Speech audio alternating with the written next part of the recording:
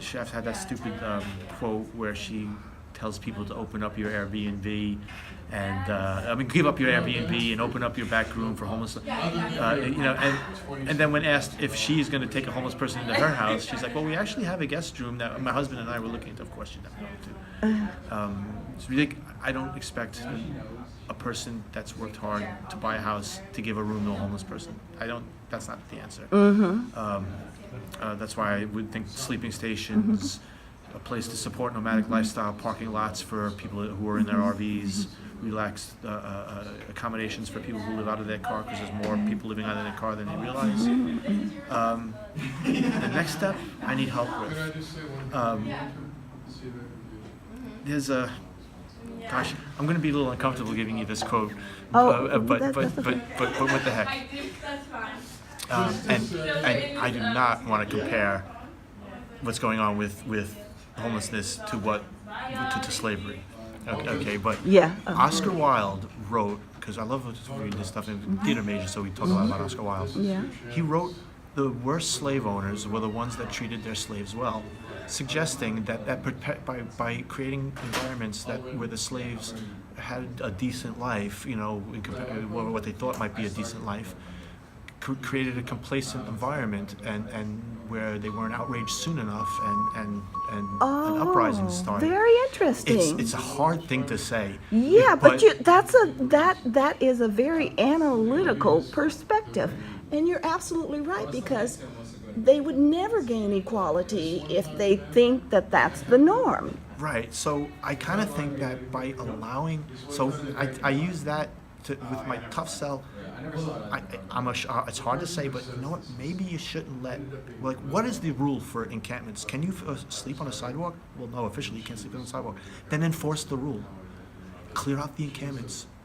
Don't let anyone, you see somebody sleeping on a sidewalk, either put them in prison or get them help. Send them to the shelter. Don't let them just lay there. Yeah. Force the issue. The complacency is what's killing us, I think.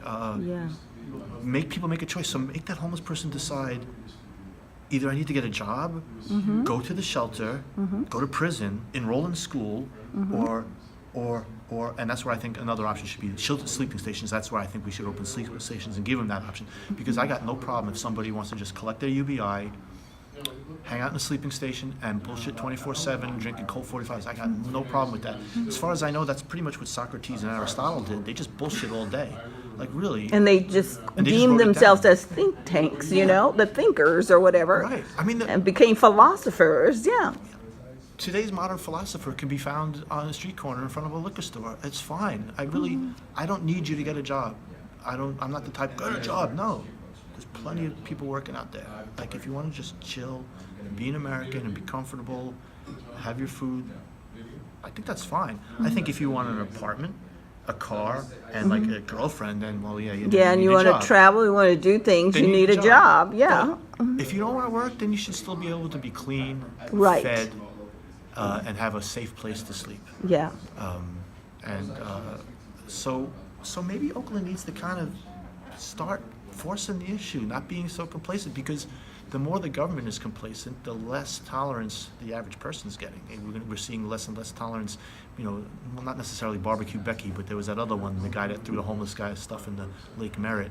Yeah. I'm finding Jogger Bill or somebody like that. And they said, I think the conclusion of that article was that throwing money at the homeless is not the answer. Right. Because they threw money at him and he disappeared for just a short period of time, and then he was back. But then he appeared to have had a mental issue. Absolutely. And so you got your mental issues on the street as well. And so maybe only they could just wander, because you can't really do anything about them unless you lock them up and put them in a facility. But once you do that, after their hearing, they can get out. Mm-hmm. Yeah, maybe we need to revisit. I mean, we have those stigmas of the past of socialized housing and the mental institutions, but maybe we need to revisit that a little bit. Like, we need a place. There's so many people that need a facility, that are having mental issues on the street, that need a facility. I'm not suggesting the old psychiatric hospitals of the 1970s, but maybe we need to come up with some sort of modern facility that learn from the mistakes of the past. And the same thing with socialized housing. I think the government should step in and not force landlords, these Section 8s. A lot of landlords that don't want the Section 8s. People go in, they tear apart the apartment. And they do. So because they're unappreciative right. of subsidized housing. And so what can you do? I don't know. Here in Berkeley is the Berkeley Drop-In Clinic on Adeline, which is a place that it's a first step for people to come in off the street. What they specialize in is helping people get their SSI benefits. That seems like to be the big social program that's out here in Alameda County. It's hard to find a way to get back into college, and it's hard to find housing, but they can really help you get your SSI benefits. There's plenty of lawyers that are ready to help you get. Did you get your SSI? We'll help you get your SSI. I don't have my SSI, but they've offered that to me so many times. So that's what this place does. And the guy, I was interviewing the director of the place down there, and he indicated to me, he thought my idea for schooling was fantastic. He says they need education. He says, have you noticed there's nobody here today? You don't want to know why? Because it's Friday and everybody got their SSI check and they're not getting high right now and stuff. And they'll be back Monday looking for services because they'll be out of money by Monday because they don't have the tools and the resources and the knowledge to what to do with that money properly. Oh, wow. I'm undecided. I think it's interesting because I've actually spent time in jail when I was young for marijuana. Oh, and, like Oscar Grant. Yeah, and on 2 separate occasions. And now, and it's so funny, like I've been told I was such, back when I was young, I was such an evil, bad person. And now it's so mainstream and everything's on the news. Oh, look at these cookies. I'm like, what the hell?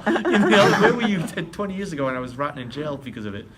But in my community, it's so common. Like every time I would do ethnographic research, and they don't want pizza, they don't want money. Just, you got any weed? It's like, and if you smoke a joint with them, they'll tell you anything you want to know. I don't know. Maybe marijuana would help alleviate the heroin. Certainly would rather have them. Yeah, if it's the lesser of the evils. Yeah. It's such a social and bonding component of my community. I don't want to give it any credence, but maybe my shelter would that would be like, hey, we'll give you free weed. You go enroll in school, and every night we'll smoke weed at 8 o'clock or something. I don't know. Yeah. Maybe that could be a component of the future. But again, I don't know enough to. I don't know if it's a good thing or a bad thing. Yeah. Well, it's best to have it in a safe environment than to be out there on the street scrounging for it, or, having your hand out, or perched in somebody's driveway or a public space so people could say, "Whoa, it's me," The only thing I do know about the legalization of weed, and I sit back like this going, because I don't think the government knows. Everybody's so greedy. The government finally changed its tune. I guess it's okay because they realize how much money that can be made, and they're all so greedy now. And I see everybody being a hypocrite.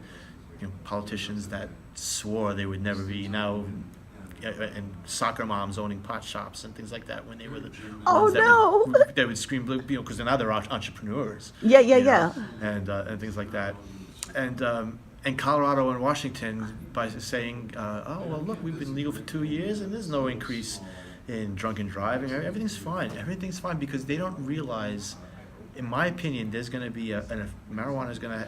They think they have a homeless problem now. Wait till marijuana's been nationwide legal for 10 years. Oh, God. The complaint, because I know with me, it's harder to fall in line, to get up and fall in line and go to a job you don't like every day if you're also getting high. Getting high makes you start going, fuck this job. I don't want to do this anymore. Why should I do this? You know what? I'm going to go do this instead. I think it's going to increase the amount of homelessness. It's going to explode. People that have, the kids that are getting high now, it's 15 and 16. When they're like in their 30s, they're going to be the worst employees as far as obedience. I mean, it might be a good thing. It might open up a whole new avenue of business, but they're not going to be the same type of employees that we're used to. So I think that's very interesting. I'll be interested to see what happens. Okay. Well, thank you very much. My pleasure. You're at the love.